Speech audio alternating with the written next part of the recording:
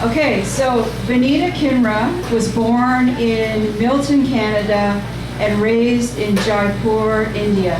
She holds a master's degree in French and has taught English in France at the high school and university levels in Grenoble and Orleans. Vinita's debut collection of short stories titled Pavitra in Paris was published by Green Gardens Media in the fall of 2013. She has received ace reviews for her book, including praise from the Mayor of Vancouver, and has been featured on CBC Radio 1, Asian Television Network Canada, Mississauga News, Inside Toronto, Cambridge Times, Brampton Guardian, The Weekly Voice, and Toronto World Art Scene. She has over 60,000 followers on her Facebook fan page, where she regularly creates and shares quotations and poems. Vinita is also Vinita is also a speaker with Passages Canada. Please visit her website at vinitakinra.com. That's V-I-N-I-T-R-A. Sorry, there's no A. VINITAKINRA.com to learn more about the author and her works. And I know she has some books for sale today too. So welcome Vinita to the stage.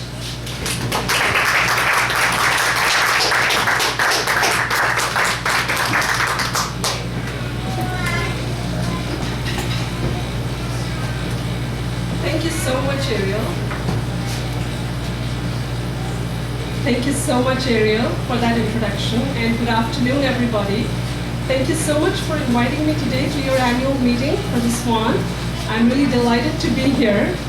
And yes, as Ariel mentioned, Pavitra in Paris is my debut collection of short stories. And I have been very lucky with it, and you're right, the fan following, all the reviews, and the mayors, and the politicians, authors, media alike. I'm very grateful for all of that support. So I have chosen an excerpt from my book for you all today. And the interesting part is that along with my prose, I also mesh it up with poetry. So I know this is a poet's platform today, so I will not disappoint you. But just before I start reading from my book, I would like to give you a brief synopsis of the type of short stories you can find in it. So again, Pavitra in Paris is a powerhouse collection of 11 short stories that take you, the readers, on a roller coaster journey from dazzling New York City to remote Indian villages with stopovers at Seattle, Vancouver, Paris, Bamiyan, Jaipur, New Delhi, Patna, Mumbai, among others. So in the title story, which is Pavitra in Paris, I'm talking about a poor old Indian farmer who is traveling to Paris with his masters. So literally in his 60 years, he has never been out of his remote Indian village. So you can imagine what that experience would be for him. Now he is mocked by other people who are well-suited and well-dressed and well-mannered, and he is treated like a brute savage. So really, it's a mix of humor, satire, and as with all my stories, there is a surprise end. So nothing like what you're imagining the end to be. So that's what really catches your imagination and lets the stories linger in your minds for a long time. The 10 other stories, I like to call them 10 captivating worlds of arranged marriages. What is India without an arranged marriage? Also, finding a groom in an open bazaar. Just like you would like to go grocery shopping, you could go and find a groom. You can negotiate the price, to see if it's fitting your budget or if it's the kind of groom you would want to spend your life with. So not a thing of the books, but it's a reality. In some parts of India, that does happen. The other themes that I discuss are amongst a camel trader's lone journey through Thar Desert, which is very treacherous, so there's a lot of element of suspense and that thrill of what happens next. Will he even survive the journey? And it's very very suspenseful, so gripping that you can barely wait to see the end. And again, the end will surprise you because it's nothing like you were thinking it would be. And briefly, there's also a story about falling in love with a high school student while being his mother's age. So that's a taboo subject, mostly in India, you know. You better not, or anywhere else, you better not fall in love with a school student. That's not acceptable. But then again, how the story evolves and what the consequences can be. Also, another intriguing story is about a lifelong friendship with a parrot. So we all know cats and dogs and other pets, but there is a pet parrot that a young girl finds lifelong friendship with. So it's a very dramatic, very compelling story. The other story, which is one of my favorites, is when a son is at an engagement dinner for himself, and it's there that he discovers his mother's turbulent past. So turbulent that it just shakes him up, and you know, so it's a very heartbreaking. For him, it's very heartbreaking because he never thought he was an adopted child, but it's there that he learns that he's an adopted child. So I would like to read you today an excerpt from my story that's called The Perfect Match. Now this is very interesting because it's a story about a young woman. She's about 21 years old, and her mission in life is to find her perfect match, like her perfect husband. Now the problem is that her father was crippled, so he was declared quadriplegic in an accident, and her younger brother dropped out of school for lack of resources. The mom is a homemaker, so there's really nobody who can make ends meet in that house.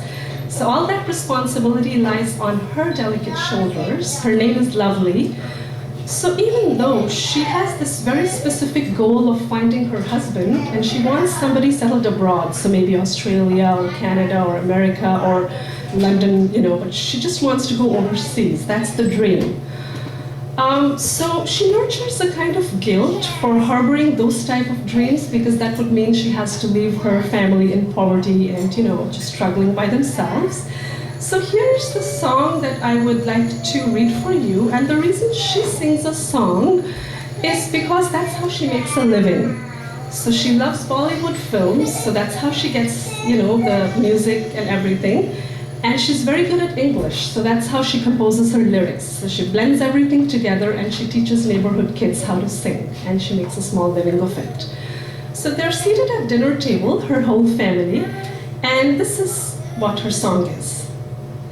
Forgive me, Father, I'm but a mundane daughter, with no means of restoring your bygone life of laughter. But if I had the nimble hands of a magician, I'd have brought to supple blossom every pore of your skin. I'd have reversed the fall of your life to spring, yet I'm a mundane daughter who can't do a thing. Forgive me, Mother, I'm but a selfish woman who, instead of partaking in your grief, dreams of my man. Across the oceans, nestled in a leafy countryside, he awaits my arrival by the lamp on his bedside. Alas, if I had the charm of a fairy godmother, I'd have eradicated your worries altogether. Forgive me, brother, I'm but a helpless sister whose cherished dream is to see your life glitter. Yet, I fancy being a bird to fly over the moon and rest my wings in my beloved's leafy cocoon. Oh, only if I had the magic lamp of Aladdin, I'd have summoned the genie to make your life serene. Forgive me, Lovely, you're neither mundane nor selfish. You lack the means for the miracles you want to accomplish.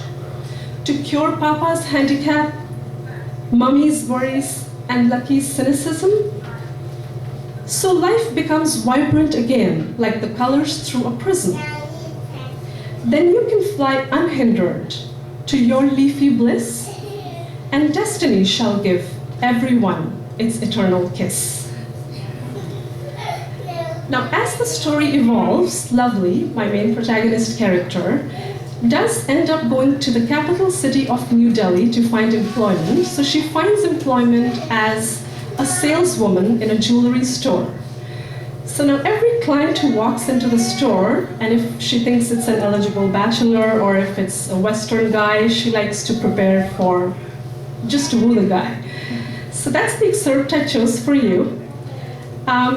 So it says, every white-skinned male customer who looked relatively young and potentially single received special attention from the gullible broom hunter, camouflaged behind the mask of a savvy saleswoman.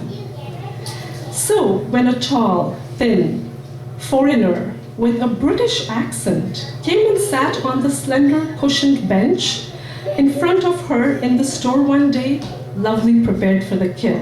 Now she has to woo him. Excuse me. However, when she steadied her gaze to look into his eyes and start a conversation, she couldn't get past his shiny mop of thin golden hair. She blinked hard as she would when staring at the sun and looked away.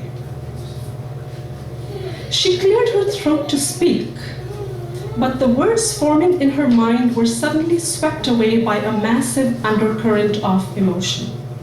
Random words from the signature song she had sung at dinner table for her family came rushing forth to jumble her thoughts. Was he the one who lived in a leafy cocoon and waited for her by the lamp on his bedside? Lovely was tongue-tied. Her face burned with the luminous rays of the new sun that shone so close to it. Sweat droplets spattered on her face despite the cool air conditioning. Rich, you can call me Rich. Lovely's ears filtered the unhurried, casual words as she extended her delicate, shivering hand to shake the outstretched, bony white. However, I'm not all that rich, he joked, playing with words mischievously. Lovely's strained face muscles loosened into a genuine smile, and her stiff posture resumed its supple quality. Drink, please, Richard answered her questioning eyes. She opened and closed a few boxes from under the glass countertop, unsure of which one to produce for him. Sorry, my bad, he apologized, understanding her quandary. Ladies, I should say. Lovely's heart stopped beating. She was instantly transported to her father's clock room. Absolute vacuum engulfed her as time stood still. He was not the one for her. The stinging realization jolted her back to reality and she regained her composure. Sure, she whispered, reaching for the cases with a decorative slant lettering of L rounded from all corners. She opened the boxes and demanded weakly, "What size?" "Oh, I don't know," came the frank reply as Rich scratched his mop of gold. "Maybe yours?" he blurted out harmlessly. The next couple minutes that Lovely spent modeling gold rings with stars, butterflies, or letters crafted from gems or diamond stones, she did so from the safety of her subconscious niche. She had, as if, curled herself back into her mother's protective womb, where nobody and nothing could hurt her. She remained floating there until Rich selected the ring she liked most, paid at the counter, and left. Thank you very much, guys, for that excerpt.